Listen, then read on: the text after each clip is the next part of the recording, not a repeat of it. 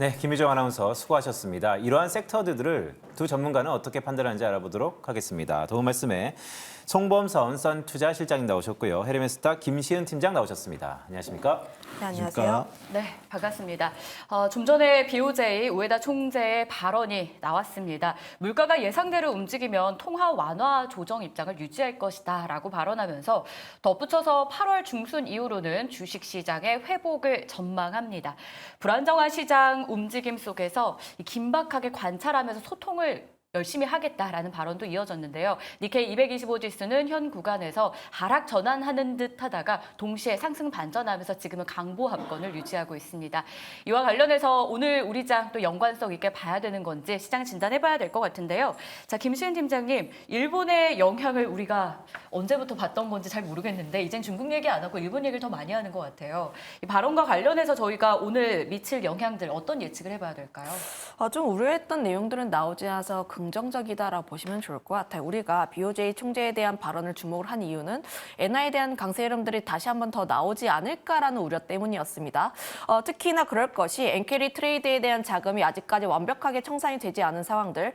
지난 우리가 좀 하락세에서 맛봤듯이 굉장히 다양한 하락 요인들이 있었지만 그중에서 엔캐리 트레이드에 대한 우려가 상당히 강했다라는 점을 감안을 하면 지금 엔화 관련했을 때 공격적인 코멘트가 없었기 때문에 지금은 좀 그래도 나름의 좀 완화적인 그런 부분이라고 보시면 좋을 것 같아요. 알겠습니다. 자, 김시은 팀장께서 BOJ의 오늘의 발언에 대해서 다소 좀 긍정적인 시각이 있다는 말씀 주셨는데, 자, 송범선 실장한테는 이렇게 좀 여쭤볼게요. 사실 BOJ의 오늘 발언은 이게 행간을 잘 이해해야 되는데 일본이 지금 정치가 흔들리고 있습니다. 다음 주 27일이죠. 자민당 총선이 있는데 이 정치가 흔들리는 가장 큰 근간에는 인플레이션이 있거든요. 그럼 당연히 BOJ 총재는 인플레이션을 잡기 위해서 추가 긴축에 대한 우려가 점점점 불거질 텐데 그렇다면 우리 증시뿐만 아니고 글로벌 증시에도 좀 부정적인 영향이 있지 않을까요? 그런 점들이 있죠. 그리고 결국은 이제 정치적인 부분들이 좀 어느 정도 반영되고 있고 지금 일본과 뭐 미국 결국 계속 엔캐리 트레이드 말이 나오는 게 금리적인 부분이잖아요. 그래서 일본에서 금리를 올리겠다라고 나오는 것들 이런 부분들에 대해서 좀 우려가 되고 있습니다. 그래서 전 세계적으로 사실 일본 돈을 빌려가지고 미국이나 아니면은 뭐 브라질 등등에 투자하고 있는 이런 자금들이 빠져나오고 청산되는 거 어느 정도 완화가 됐습니다. 자, 그런데 정작 이렇게 뚜껑을 열어보니까 금리 인상에 대한 부분들 BOJ 총재가 좀 밝히게 되면서 그런 점들이 명확화되는, 현실화되는 약간 우리가 생각했던 것과는 생각을 했는데 그게 막상 눈앞에 닥치면은 그 공포가 현실화되잖아요. 자, 그런 점들에 대해서 우리가 좀 약간 경계심을 가져야 된다. 저는 이렇게 보거든요. 그래서 현재로서는 우리가 리스크 관리를 해가면서 좀 투자에 임할 필요가 있다. 글로벌 상황, 또 일본의 상황, 또 미국에서는 또 기준 금리를 인하한다고 하는데 이제 오늘 발표되잖아요. 파월 의장의 발언. 이런 점들을 좀 고려해서 어느 정도 인하는 할 것이지만 연은의 뭐 파커 총재 이런 말들을 들어보면은 사실상 점진적으로 하겠다 뭐 이런 말들이 나오고 있거든요. 자, 그래서 사실 뚜껑 열어봐야 알겠지만 제 생각에는 그 미국의 금리 인하 같은 경우는 좀 점진적으로 될 가능성이 높기 때문에 이런 점에 대해서 우리가 좀 리스크 관리를 할 필요는 있다 이렇게 판단하고 있습니다. 자, 리스크 관리를 할 필요는 있다라는 말씀 주셨는데 그렇다면 잭슨홀 미팅이 코앞이지 않습니까? 네. 흔히 잭슨홀 미팅이라는 게 사후적으로 이벤트가 끝나고 나봐야 우리 금융시장에 미치는 영향을 우리가 타진할 수 있겠지만 현재까지의 다루는 주제들을 보면 어쨌든 통화정책의 이 전달이 그동안에 여의치 않았다. 뭔가 재평가하겠다라는 것에 키워드가 있는데 재평가라는 것이 우리 금융시장에서는 불확실성으로 받아들여지지 않을까요? 그렇죠. 불확실성이죠. 정확하게 이제 명확하게 밝혀진 바가 아직 없다 보니까 결국은 오늘 한국 시간으로 밤 10시에 되어지는 이런 발표되는 것들을 좀 지켜봐야 될 것 같고요. 결국은 파월 의장의 발언, 잭슨홀 미팅에서 파월 의장의 발언이 가장 중요한 것 같습니다. 그래서 뭐 0.5를 내리는지 뭐 이런 점들 좀 봐야 될 것 같고요. 아직은 불확실성이 있기 때문에 여러분들이 이거를 속단하지는 않으셨으면 좋겠어요. 어느 정도 오늘 보고 다음 주 초에 뭔가 액션을 취하는 것도 늦지는 않다. 그래서 어느 정도 현금을 마련하는 전략 이런 것들 유효하다. 저는 이렇게 판단하고 있습니다. 그래도 리스크 관리는 계속적으로 우리가 해야 된다라는 게 실장님의 의견입니다. 김시은 팀장님의 뷰는 좀 어떨까요? 잭슨홀 미팅이 더 강한 모멘텀이 되기보다는 오히려 이 단기 등락의 빌미가 될 수 있다는 분석이 공존하더라고요. 의견 주시죠. 뭐 잭슨홀 미팅에서 또 이제 뭐 비슷한 내용들 할 겁니다. 데이터 보겠다. 뭐 지금 뭐 고용을 좀 더 중요하게 보고 있긴 하지만 좀 연착륙에 대해서 천천히 준비하고 있다. 이런 내용들을 할 가능성이 굉장히 높아요. 그 이유가 물론 우리가 잭슨홀 미팅에서 뒤통수를 맞은 적은 있긴 하나 7월 FOMC 의사록을 보게 되었을 때도 금리 인하에 대해서 이야기가 계속해서 나와주고 있고 현재 인하를 하지 않으면 경기 침체에 대한 우려가 계속해서 나와주고 있는 상황들, 데이터가 갑자기 변하는 것이 아니라 일정하게 쌓여져 나와주고 있고 그래서 어느 정도의 데이터를 분석을 하게 되었을 때 그렇게까지 큰 이변은 없지 않을까라는 생각을 하고 있어요. 그래서 잭슨홀 미팅에 대해서 굉장히 중요하긴 하고 그로 인해서 시장이 좀 뭐 하루 이틀 정도는 쉬어갈 수도 있긴 합니다만 그럼에도 불구하고 우리가 예상했던 내용이 나오게 된다면 다시 한번 시장이 움직일 수 있는 동력 중 하나를 찾을 수 있지 않을까라고 생각을 하고 있는데 잭슨홀 미팅이 마무리가 되고 나면은 그 다음에 또 가장 중요한 게 엔비디아 실적 발표입니다.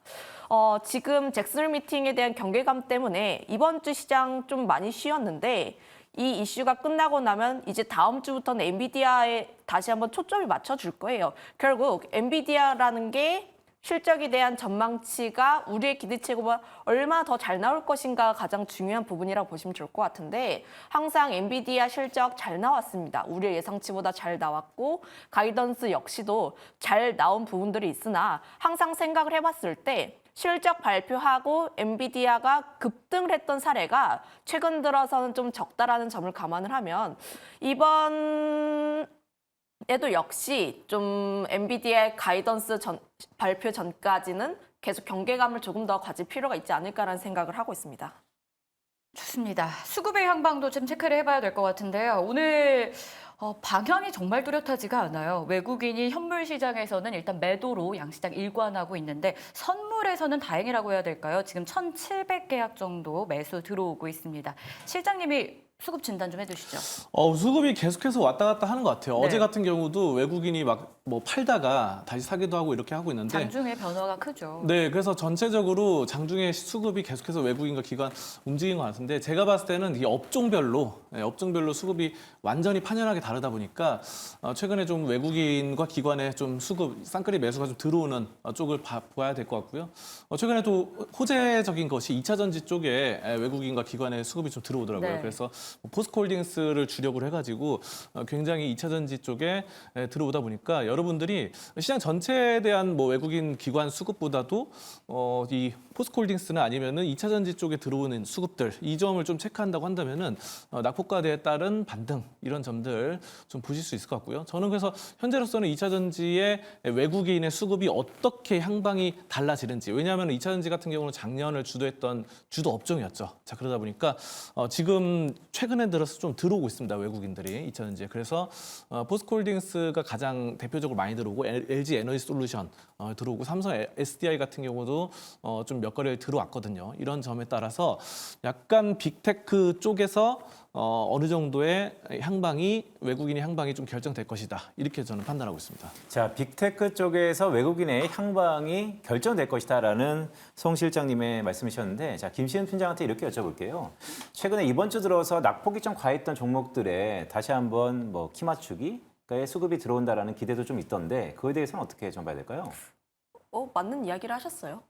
이번 주 흐름들을 보면은 우리나라도 그렇고 미국 증시도 그렇고 바닥권에서 우리가 잊혀졌던 종목군들이 다시 한번 올라오고 있는 모습들이 보여주고 있습니다.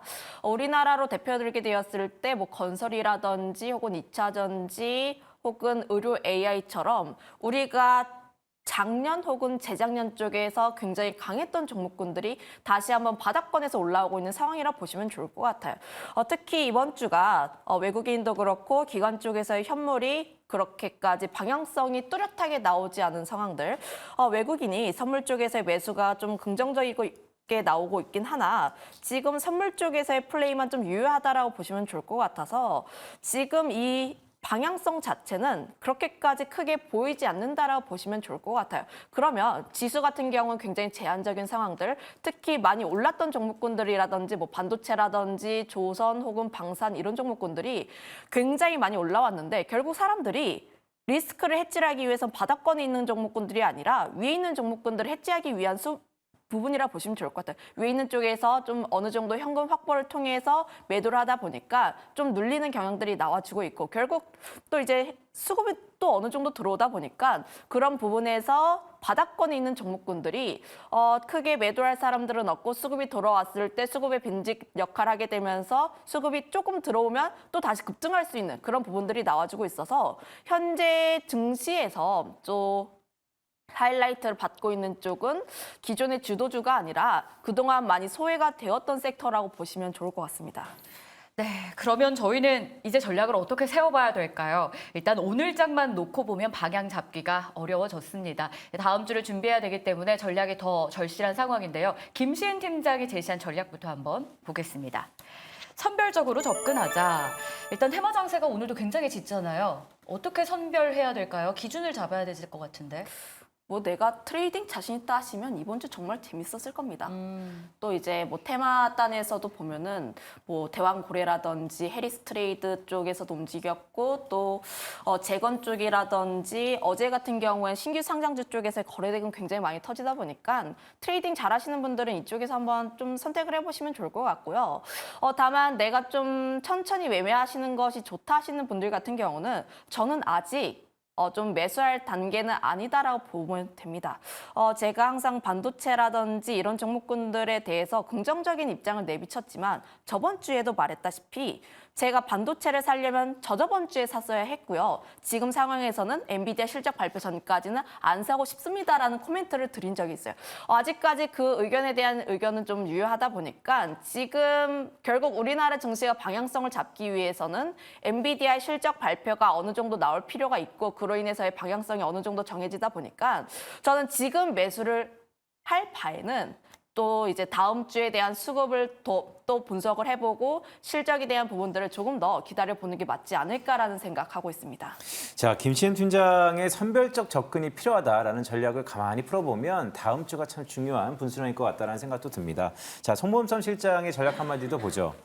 무형자산의 가치주가 뜬다. 다소 좀 설명이 필요해 보이는데.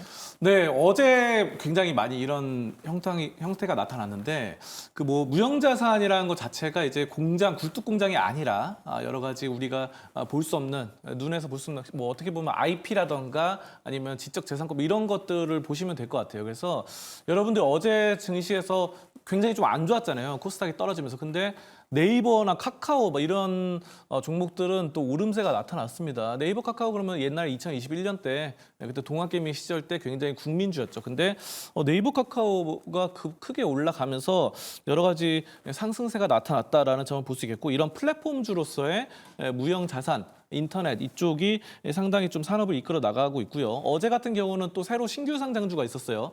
M83이 있었죠. 그래서 이거 같은 경우가 이제 컴퓨터 그래픽, 시각 효과 이런 건데요. 뭐 노량이라던가 명량, 노량 한산, 승리호, 빈센조, 스위트홈 2 뭐 이런 영화들의 시각 효과를 담당하고 있었는데 자 여기에 따라서 바로 굉장히 시각 효과 뭔가 이런 미디어적인 부분들이 좀 상승이 나왔습니다. 자 그래서 뭐 스튜디오 드래곤이라던가 이런 종목들도 괜찮게 나타나고요. 그밖에 엔터도 그렇죠. 엔터도 무형 자산이죠. 그래서 사실 뭐 가수들이라던가 아이돌 등등이 다 지적 재산권처럼 하나의 그런 재산의 재무제표상 자산에 잡히진 않잖아요. 뭐 부동산이나 이런 게 주식이 아니니까. 하지만 이런 점들이 하나의 거대한 회사의 원동력이란 말이죠. 그래서 뭐 하이브 같은 경우는 BTS나 뭐 이렇게 뉴진스 등등 있잖아요. 자, 이런 점들이 하이브가 최근에 뭐 민희진 대표와의 관계가 좀 안 좋아졌다가 좀 다시 좀 회복되는 과정이 있는데 이런 점에 따라서 하이브라던가 대부분의 또 엔터주들이 괜찮게 또 올라가거든요.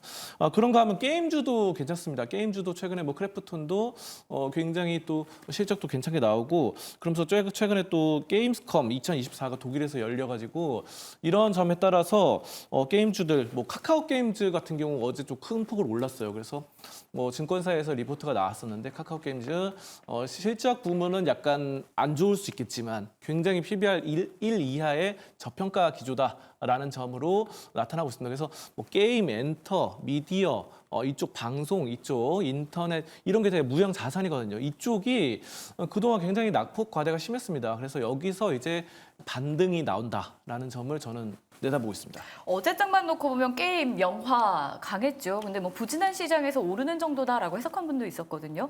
실장님은 연속적인 상승까지 지금 보신다. 이렇게 정리해도 될까요? 네, 저는 이제 그 종목들이 이제 본격적으로 큰 반등이 나타날 것이다 이렇게 판단하고 있고요. 네.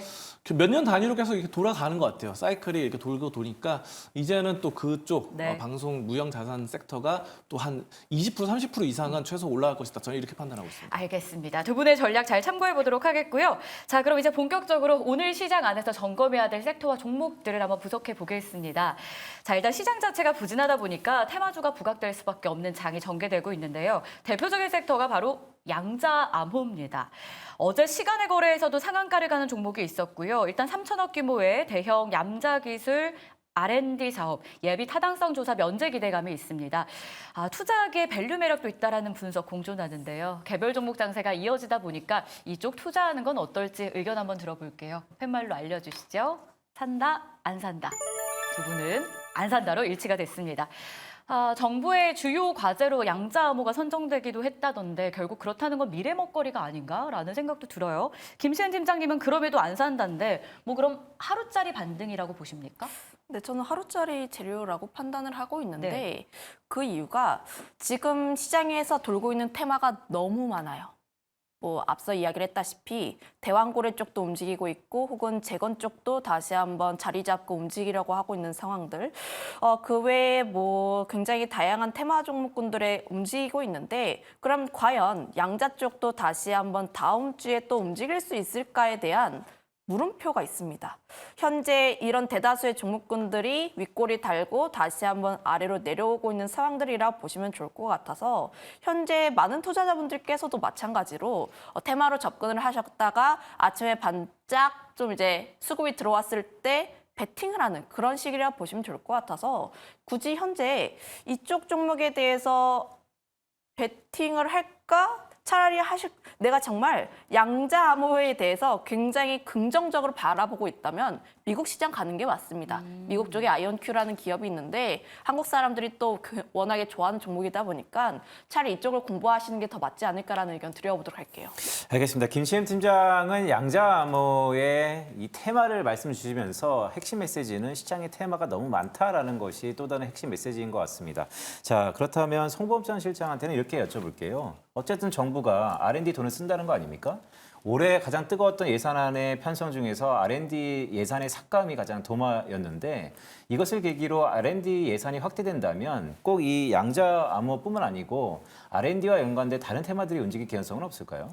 그러니까 지금 뭐 R&D 관련해서 과학기술 뭐 이쪽이 다시 한번 또 붐은 일 수 있을 것 같아요. 그래서 여러 가지 뭐 작년 같은 경우도 전 작년이 좀 생각나는데 그 초전도체 있잖아요. 네. 그래서 뭐 이렇게 금속 이렇게 하늘을 붕 떠서 올라가는 이유에 따라서 뭐 신성 델타테크나 아니면은 파워로직스 등등이 올랐는데 약간 그런 느낌이 든다. 과학과 관련된 거는 정부에서 항상 우리가 과학 대국이잖아요. 어떻게 보면 우리 대한민국이 과학 대국인데 그런 식으로 항상 육성을 할 수밖에 없습니다. 그래서 이번에 R&D 관련해서 뭐 여러 가지 돈 투자를 하고 또 이번에 이 예타 같은 경우도 이제 1년 동안 지속됐더라고요. 그래서 정지돼 있다가 1년 동안 정지돼 있다가 다시 되는 건데 이런 점들을 과학 육성은 계속해서 지속될 것이다. 하지만 이게 너무 과학도 분야가 많다 보니까 뭐 초전도체 같은 경우도 그렇고 과학도 여러 가지가 있죠. 그렇기 때문에 양자 과학 기술 물론 좋습니다. 그래서 다들 뭐 잘 되는데 이게 현실화되면서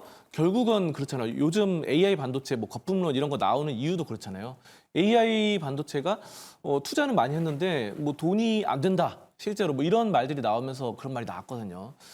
그런데 그런 것처럼 근데 이거는 더 돈이 안 되는 사업이라고 생각됩니다. 그래서 현재로서 나중에 뭐 10년 뒤면 상관없겠지만 자 그래서 이런 점에 따라서 당장 수익이 안 잡히는 사업이다. 저는 이렇게 판단하고 그렇게 좀 현재로서는 좀 시기상조다 이렇게 보고 있습니다. 그러니까 정부의 지속적인 투자나 육성은 이어지겠지만 현실화되기까지 시간도 걸릴 거고요. 이게 수익으로 창출되기까지 역시 우리는 기다려야 되는 시간이 길다라는 겁니다. 두 분 모두 양자모에 대해서는 X 안 산다의 의견 일치가 됐습니다. 자, 다음으로는 대왕고래 관련해서도 한번 점검을 해볼게요. 대왕고래 관련주는 일단 뉴스가 계속 나오고 있습니다. 테마라고는 하지만 오래 갈 테마라는 분석이 여전히 공존하고 있죠. 일단 피팅, 밸브, 연관해서 건설까지도 오늘 들여다보면 좋을 것 같은데요. 산다 안 산다로 큼직한 의견부터 보겠습니다. 들어주시죠. 두 분의 의견은 사겠다 일치가 됐습니다. 대왕고래 안에서도요, 주목되는 이 안의 섹터가 되게 다양하거든요. 일단은 정부가 탐사 시추를 위한 보급선, 용역 계약을 맺었다는 소식이 있는데요. 대표적으로 증권가의 목표가 상향이 이어지고 있는 한국가스공사. 테마가 길어지는 만큼 아직 매수 매력 있는 건 아닐지 증권가 따라서 가봐도 될까요, 팀장님? 일단 뭐 트레이딩으로 들어가 보셔도 좋다 보시면 좋을 것 같아요. 최근 들어서 이번 주 시장을 한번 보게 되었을 때 또 거래 대금이 많이 들어온 쪽 섹터가 대왕고래라고 보시면 좋을 것 같습니다. 어제 같은 경우에 GS 글로벌이 움직였고 오늘 같은 시장에서는 화성 밸브가 좀 대장의 역할을 하고 있는데 결국 내가 테마로 접근을 하려면 수급이 얼마나 많이 들어왔는지 그래서 그 기업에 대한 탄력도가 얼마나 많이 붙을 것인지를 판단을 해야 하는데 현재 대왕거래 관련했을 때 이벤트가 어느 정도 남아있으면서 기대감은 남아있는 상황들 지금 좀 더 움직일 것으로 보여지고 있고요. 내가 좀 추세에 대한 매매를 잘한다 하시는 분들 같은 경우에 그날 당일에 수급 붙는 쪽에서 접근해 보시는 게 좋지 않을까라는 의견 드려보도록 하겠고 그게 아니다라고 하실 분들은 한국가스공사 좀 천천히 매집해 보시면 좋을 것 같다라는 의견 드려보도록 할게요. 알겠습니다. 김시엠 팀장은 대왕고래 프로젝트에 관해서 한국가스공사를 말씀 주셨는데, 자, 송 실장님한테 이렇게 좀 여쭤볼게요. 이제 고래 잡으러 떠납니다. 프로젝트 입찰이 시작되는 거고요. 자, GS 글로벌이 요즘에 좀 핫한데 관련돼서는 어떻게 좀 봐야 될까요? GS 글로벌 계속해서 뭐 입찰 과정에서 회의에 참석하고 상당히 좀 핫한 기업이죠. 그래서 뭐 또 GS 글로벌, GS 그룹 중에 하나로서 상당히 좀 입지가 있다고 봅니다. 그래서 전 GS 글로벌도 한국가스공사만큼 좀 탄력성이나 여러 가지 회사의 재무적인 가치 이런 점들 좀 긍정적으로 판단하고요. 그리고 대왕고래 프로젝트 자체적으로도 봐도 이거는 제가 아까 전에 말씀드렸던 것처럼 양자는 좀 시간이 오래 걸려요. 그 현실화되기까지. 근데 대왕고래는 당장 올해 12월에 착수 시작합니다. 그래서 사실 안 나올 수도 있어요. 석유나 가스가. 근데 현실화돼서 눈에 이게 된다 안 된다가 바로바로 몇 달 뒤에 결론이 나다 보니까 아까 말씀해 주신 것처럼 GS 글로벌이라던가 이런 기업들은 바로바로 결과가 나올 것이다. 그리고 만약에 석유나 가스가 없다고 하더라도 매장량이 적다고 하더라도 어떻습니까? 그 전에는 기대감 때문에 오를 가능성이 높다. 올해 11월이나 12월쯤에는. 자, 원래 정치적인 부분도 그렇잖아요. 국회의원 선거하기 전에 관련주가 그 후보의 관련주가 그 사람이 당선 안 된다 하더라도 그 전에 막 올라가는 그런 경향이 있죠. 자, 그런 것으로 본다고 한다면은 뭐 GS 글로벌도 그렇고 오늘 크게 뛰어오르는 한선 엔지니어링 이 종목도 지금 상당히 좀 탄력성 있게 오르거든요. 네. 그리고 한국가스공사 대장주로서 여전히 좀 눈여겨봐야 된다. 저는 이렇게 보고 있습니다. 여전히 살아있는 섹터, 앞으로도 눈여겨볼 만하다. 건설주도 연관해서 한번 볼까요? 물론 건설주는 재건이나 부동산 시장에 영향을 많이 받는데 대왕고래 관련해서도 수혜주로 언급이 되고 있어요. 그동안 건설주가 오래 쉬었기 때문에 이번 프로젝트가 또 어떤 모멘텀이나 돌파구가 되어줄 수 있을지 궁금한데 팀장님이 좀 도와주시죠. 건설주는 대왕고래 테마라기보다는 이제 정부의 부동산 정책 그리고 금리 인하 쪽에 대한 수혜 기대감 거기다 워낙에 많이 쉬었다 보니까 수급의 빈집이었어요. 그런데 기관들의 매수세가 꾸준하게 올라오면서 굉장히 강한 모습들을 보여주고 있는데 그중에서 대장 역할하고 있는 게 GS 건설 쪽이라고 보시면 좋을 것 같습니다. 다만 이제 GS 건설을 비롯한 대다수의 종목군들이 바닥권 대비했을 때 올라오고 있는 상황이라 보시면 좋을 것 같아서 좀 내가 매매하고 싶다 하시는 분들 같은 경우야 좀 이제 비중 적게 하셔도 좋긴 하나 저는 오히려 부동산 쪽 투자하시려면 리츠주가 조금 더 낫지 않을까. 저는 건설 쪽에서 아직까지 부동산 PF 관련했을 때 리스크가 어느 정도 남아있다라고 생각을 하고 있어서 중소형 쪽보다는 대형주 쪽에서 선택을 하는 게 맞는데 다만 장기로 보게 되었을 때 과연 건설 쪽이 쭉 우상향 추세를 이어갈 수 있을까에 대한 의구심이 좀 아직까지 가지고 있어서 차라리 내가 장기로 선택을 하려면 배당을 좀 따박따박 주고 있는 리츠주가 조금 더 낫지 않을까라는 판단을 가지고 있어서 결국 성향의 문제인 것 같아요. 내가 좀 적당한 시세 차익을 보고 싶다 하시는 분들 같은 경우에는 뭐 GS건설 같은 종목군을 선택하시는 게 맞고 내가 3년 이상 장기로 보유하고 싶다 하시는 분들 같은 경우는 리츠주 중에서 선택을 해보시면 좋을 것 같습니다. 아니면 이제 내가 단기 트레이딩으로 접근하고 싶다 하시는 분들 중에서는 건설 쪽에서 또 최근에 트럼프의 지지율이 다시 한번 또 오르게 되면서 재건 관련 종목군들의 강세 흐름들이 계속 나와주고 있어서 이쪽에서 한번 선택해보는 게 낫지 않을까. 현재 대장 쪽에서 역할하고 있는 게 SY 스틸텍이라는 기업입니다. 알겠습니다. 자, 그럼 빠르게 다음 섹터 한번 좀 볼까요? 하나갤러리아가 오너가들의 움직임으로 오늘 좀 급등세가 있는데, 자, 두 전문가 하나갤러리아 오늘 이 시점에서 좀 시세가 붙었지만 살 거냐 말 거냐 의견을 주시길 바랍니다.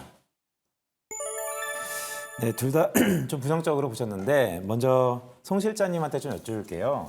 하나그룹에서 이 하나갤러리아라는 것은 사실 우리나라의 0.1% 상위의 데이터베이스를 갖고 있는 곳이기 때문에 오너가들이 적자뿐만 아니고 반드시 가져가야 된다. 이런 당위성은 늘상 있었거든요. 근데 실제 자사주 매입이 뜨자마자 곧바로 시세가 분출하고 있습니다. 물론 시세가 분출했다는 것은 좀 부담스럽긴 하나 하나갤러리아가 갖고 있는 데이터베이스의 그 중요도를 본다면 계속해서 긍정적으로 가져가야 되는 거 아닌가요?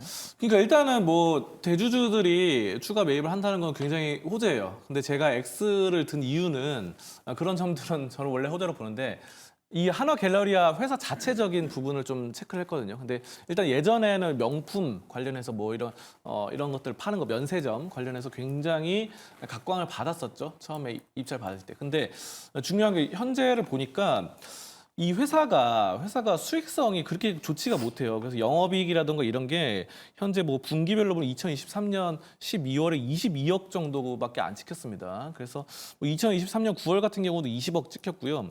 이런 점들이 또 순이익 같은 경우는 2023년에 적자였어요. 물론 이번에 흑자로 전환하긴 했습니다. 그래서 흑자 전환에 따른 기대감으로 대주주들이 좀 사들이고 그런 점을 좀 키워보겠다라는 것 같은데 대주주가 산다고 해서 무조건 다 성공하는 건 아니거든요. 예전에 과거의 사례를 보더라도 이런 오너가 입장에서 뭔가를 노리고 했지만 또 실패하는 경우도 굉장히 많았어요. 예전에 다른 회사들 경우를 보면은. 자, 그런 점에 따라서 제가 봤을 때는 현재 매출이나 아니면 영업이익이 뭐 지금 뭐 70억 이 정도 나오고 있는데요. 분기별로. 이런 점들이 완전히 퀀텀 점프로 올라서지 않는 이상 큰 성장성 기대는 어렵다. 저는 이렇게 판단하고 있습니다. 실장님 말씀을 들어보면 일리가 있죠. 그런데 기업이라는 게 현재 보여지는 모습보다 미래 가치를 우리가 좀 더 중요도 있게 봐야 될 것 같은데 아까 말씀드렸던 것처럼 하나갤러리아를 하나그룹 내에서 단순히 리조트 백화점으로만 국한한다면 앞으로 미래 성장성이 없을 수도 있습니다. 하지만 앞으로 펼쳐지는 이 데이터 DB가 가장 중요해진 시기에 하나갤러리아가 갖고 있는 하나그룹에서의 중요도를 보면 오히려 기업을 겉으로 보이는 것보다는 내재적인 중요도를 보면서 새로 밸류에이션 해야 되지 않는가에 대한 시각도 있거든요. 그렇죠. 명품 관련해서 그 소비하는 뭐 빅데이터 이런 점들에 대해서 그걸 잘 활용하면 그 점은 좀 긍정적일 것 같습니다. 그래서 여러 가지 하나그룹 내에서의 그런 시너지 효과, 명품이나 아니면은 그 상위 1% 내 그런 빅데이터 측면에서 봤을 때는 굉장히 긍정적이고 저는 이렇게 봅니다. 그러니까 이런 빅데이터 같은 것들을 어떻게 앞으로 잘 활용하는가. 이 점을 좀 우리가 트래킹하면서 추적해 나가야 된다. 그래서 여러분이 이 종목에 투자를 하고 싶으면은 뭐 회사 기업에 전화도 해보시고 앞으로 네. 잘 되고 있는지 경영 그 점을 계속해서 추적해 나가는 게 중요하다. 저는 이렇게 보고 있습니다. 그러니까 기업의 가치를 지금 뭐 좋다 안 좋다를 논해 던 건 아니고요. 조금 더 지켜봐야 되는 요소들이 남아있다. 하나갤러리아였습니다. 김시현 팀장님 역시 안 산다의 의견이었는데요. 지금 뭐 10에서 16% 올라서 1,500원 정도예요. 근데 어제 공시 나온 게 1,600원 정도에 사겠다라는 거였거든요. 보유자의 영역에서 지금 팔고 나와야 되는지 아니면 공개 매수에 동참해서 이 동행을 해야 되는지 고민일 것 같아요. 뭐 공개 매수 참여하실 분들은 1,600원에 참여해 보시면 좋을 것 같고요. 제가 X에 대한 의견을 드린 이유는 현재 없으신 분들이 굳이 이 종목에 들어가서 공개 매수에 참여를 해야 할 이유가 딱히 없다라고 생각을 해보시면 좋을 것 같습니다. 그 이유가 지금 뭐 앞서서 이야기를 했던 앞으로의 청산진이라든지 이 기업에 대한 성장에 대한 기대감 기대감이 먹히는 시장이 있고 먹히지 않는 시장이 있는데 지금 시장 같은 경우가 수급이 굉장히 제한적인 상황이라 보시면 좋을 것 같아요. 제가 앞서 이야기를 했다시피 굉장히 다양한 테마군들이 움직이고 사람들의 심리 자체가 굉장히 보수적입니다. 그런 상황에서 좀 오늘 같은 날에는 저는 매수하지 않겠다라는 입장을 계속 좀 드려보도록 할게요. 네, 보수적인 시장 분위기 속에 동참한다면 안 산다가 낫겠다라는 의견입니다. 자, 이어서 유한양행도 점검을 해볼게요. 이 종목 오늘 상승하고 있기도 하지만 많은 분들의 궁금증이 상승은 상승인데 좀 아쉬운 상승 아니냐. 이슈 대비해서 너무 안 오른 것 같다라는 고민이 공존합니다. 어떻게 해요? 저희 지금이라도 들어가도 되는 건지 아니면 여기까지인 건지 OX를 한번 보겠습니다. 들어주시죠. 네, 두 분의 의견은 사겠다라는 의견인데요. 유한양행 우선주의 흐름이 훨씬 더 강하고요. 유한양행이 지금 10% 오르면서 10만 6천 원 선 거래되고 있네요. 그래도 사도 괜찮다라는 건 상승 여력이 훨씬 남아있다라는 겁니까? 김시은 팀장님? 일단 이 정도의 재료를 가진 기업이 움직이지 않는 게 이상한 시장이었다라고 네. 보시면 좋을 것 같아요. 물론 FDA 승인에 대한 기대감이 굉장히 많이 있었습니다만 그럼에도 불구하고 이 재료를 가지고 움직이지 못한다라는 것은 사실 굉장히 그만큼 구장이 어렵다라고 보시면 좋을 것 같은데 제가 왜 오에 대한 의견을 드렸냐면은 그동안 지난 한 달 기준으로 했을 때 유한양행이 외국인과 기관, 대다수의 메이저 주체들이 매도에 대한 흐름들이 나왔으나 두 거래일 전부터 다시 한번 외국인과 기관 쪽에서의 매수가 나오고 있다라는 거예요. 수급이 다시 한번 돌아오게 되었을 때 이 기업이 가지고 있는 본연의 가치 그리고 판매에 따른 로열티라든지 밸류를 좀 측정을 해보게 되었을 때 충분히 상방은 크게 열려 있다라고 보시면 좋을 것 같습니다. 3일 전에 좀 세로 뉴스가 나왔던 것은 물량을 좀 털었다라고 보시면 좋을 것 같아서 오히려 지금 같은 상황에서는 더 긍정적으로 볼 필요가 있지 않을까라는 의견 드려보도록 할게요. 알겠습니다. 김시임 팀장이 오랜만에 시세가 나와 있는 종목, 그럼에도 불구하고 워낙 가진 재료가 좋기 때문에 계속해서 시세가 분출할 수 있다는 말씀 주셨는데, 자, 송 실장님은 어떠세요? 유한양행을 보니까 이렇게 시세가 분출하다 보니까 여러 가지 토론방에서 바이오계의 삼성이다. 이런 얘기도 있고, 그런데 삼성이 옛날 같지 않다. 이런 것도 따라붙기도 하는데, 유한양행 오늘 시초가는 한 2% 정도 상승이었는데 계속해서 상승폭을 확대하고 있어요. 저희 코너에서도 이번 주에 계속해서 이 유한양행을 다뤘거든요. 긍정적인 시각이 어디까지 갈까요? 저는 일단 전고점, 그러니까 발표된 날이 이제 10만 9,700원까지 올랐었는데 그거는 좀 넘어설 것으로 보고 있고요. 12만 원 선도 좀 위로 올라설 것이다 이렇게 판단을 합니다. 자, 그래서 유한양행 같은 경우는 워낙에 또 이미지도 괜찮았고 아까 전에 말씀해 주신 것처럼 제약 바이오계 삼성이라는 게 원래 초대 회장님이 이제 굉장히 유명하신 분이잖아요. 그래서 지분도 직원들에게 막 나눠주고 그리고 자신의 가족들 먼저 챙기고 지분 주고 이렇게 경영 승계하는 것이 아니라 회사가 전체적인 방향성 이런 것들을 나아가는 회사기 때문에 이미지가 좋습니다. 일단 유한양행. 그래서 국내에서도 그렇고 경영적인 부분도 좋고 또 이번에 랭라자 이거 해가지고 FDA 승인 받는 것도 좋고 해서 괜찮고 우선주와의 괴리율은 약간 있는데 저는 이렇게 봅니다. 유한양행 우선주를 수급을 좀 체크를 해보면은 우선주는 근데 외국인이 별로 안 들어왔어요. 외국인이 별로 안 들어오고 보통주, 유한양행 보통주는 외국인이 좀 들어왔거든요. 그래서 외국인이 들어온 보통주가 더 좋은데 우선주가 왜 좋으냐? 원래 우선주는요. 약간 가볍죠. 이 무게가 가볍습니다. 그래서 세력들이 많이 끌어올리고 내리고 그리고 시장이 오늘처럼 지수가 좀 떨어지는 등 어지러울 때는 우선주가 먼저 움직이는 경향이 있습니다. 그렇기 때문에 여러분들 이런 점에 따라서 보면 좋을 것 같고 다만 이제 현재로서 보면 보통주에 외국인들이 좀 더 많이 들어왔기 때문에 우선주보다는 보통주에 좀 더 좀 매력적이다. 그리고 원래 보통주보다 우선주가 좀 낮거든요, 가격이. 근데 지금 보면은 우선주가 12만 원이고 보통주가 10만 원으로 우선주가 오히려 가격이 더 높아졌기 때문에 우선주의 그런 매력도가 좀 없어지지 않았나 저는 이렇게 보고요. 그래서 보통주가 현재로서는 좀 더 매력 있어 보인다 이렇게 판단하고 있습니다. 네, 이슈 이후에 오르긴 올랐지만 약간 부진했던 느낌이었고 오늘 개장할 때 흐름도 그랬었는데 1시간 사이에 빠르게 상승폭을 확대하고 있는 유한양행. 그럼에도 불구하고 두 분은 매수해도 괜찮겠다라는 의견 더해지고 있습니다. 유한양행까지 정리해봤고요. 자, 그렇다면 마무리 차원에서 두 분이 생각하시는 공략 섹터를 한번 보도록 하겠습니다. 송 실장님은 앞서서 무형 자산에 대한 힌트를 좀 주셨었는데 공략 섹터에서도 그쪽이 됐을까요? 아니면 또 다른 섹터 볼 만한 게 있을까요? 근데 공략 섹터는 제가 배터리 쪽을 가져왔습니다. 네. 그래서 폐배터리 관련주를 좀 가져왔는데요.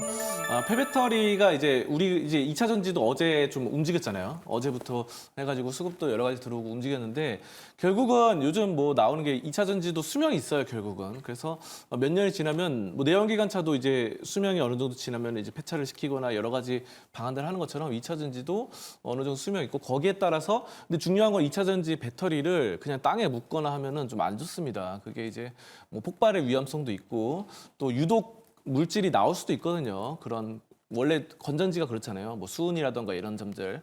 자, 그래서 좀 안 좋기 때문에 그냥 땅에 묻기보다는 이거를 리사이클 할 수 있는 게 필요해요. 그 재활용이라던가 이런 것들 관련해서 필요하고 그래서 2차 전지 폐배터리 관련주들을 여러분들이 좀 보셨으면 좋겠고 저는 여기서는 이제 뭐 DS 단석 이라는 종목이 있어요. 그래서 이 종목이 폐배터리 관련해서 굉장히 좀 잘하고 있고 지금 많이 눌려 있거든요. DS 단석이. 그래서 이 종목이 굉장히 또 공장도 증설하고 있고 여러 가지로 잘 되고 있으니까 여러분들이 지금 뭐 73,700원대인데 이거 제가 봤을 때는 폐배터리가 본격화되는 게 이제 지금 배터리보다도 더 2년, 3년 뒤에 본격화될 것 같아요. 그래서 왜냐하면 나중에 이제 리사이클 되려면 걔네들 예전에 팔았던 게 이제 수명이 다 돼야 되니까 그래서 2년, 3년 뒤에 본격화될 거 좀 길게 본다면은 DS 단석 굉장히 좋다. 뭐 9만 원까지는 목표가로 둘 수 있다 이렇게 보고 있습니다. 알겠습니다. 송범성 실장의 공략 섹터는 2차 전지와 폐배터리였습니다. 자, 김시흠 팀장의 공략 섹터 한번 보도록 하죠.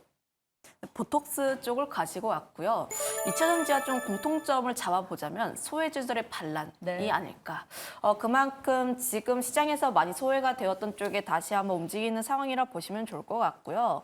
특히 보톡스 같은 경우가 수출에 대한 물량이 좀 증가하고 있는데 지난 상반기에 좀 많이 외면을 받았던 게 소송에 대한 노이즈였다고 보시면 좋을 것 같아요. 그런데 소송 노이즈가 다시 한번 또 끝나가는 과정이 있다 보니까 또 관심 있게 봐야 할 필요가 있지 않을까라고 보시면 좋을 것 같고 대다수의 보톡스 기업들의 2분기 실적이 굉장히 잘 나왔습니다. 컨센 대비했을 때 약 30%에서 100%가 넘는 그런 실적을 나타냈기 때문에 실적주로도 함께 볼 필요가 있다라는 점들. 거기다가 하반기에도 실적이 더 올라갈 수 있는 것인지 내년에도 실적이 더 증가할 수 있을 것인지를 고민을 했을 때 현재 물량 공급에 대한 부분들이 나오게 되면서 P단에서는 올라가고 있는 추세들 그리고 내년 같은 경우가 공장 캐파 증설에 대한 부분들이 있어서 Q단에서도 함께 올라갈 수 있다는 점을 감안을 하면 여전히 성장에 대한 모멘텀은 상당히 많이 남아있다라고 보시면 좋을 것 같아요. 대장주가 원래는 휴젤이었는데 고점대에 있다 보니까 그 후발주자로는 대웅제약 쪽이라든지 혹은 메디톡스 같은 기업들이 선택을 하시기엔 조금 더 용이하지 않을까라는 의견도 드려보도록 하겠습니다. 금리 인하에 대한 기대감이 점점 더 커지고 있는 사고학에서 또 한 주를 마무리하는 금요일장 오전 전략이었습니다. 섹터 이야기까지 나눠봤는데요. 두 분의 선택은 폐배터리와 보톡스 쪽에서 나왔습니다. 참고해 보도록 하죠. 자, 계속되는 시간은 수급의 향방입니다. 박세미 아나운서 만나보시죠.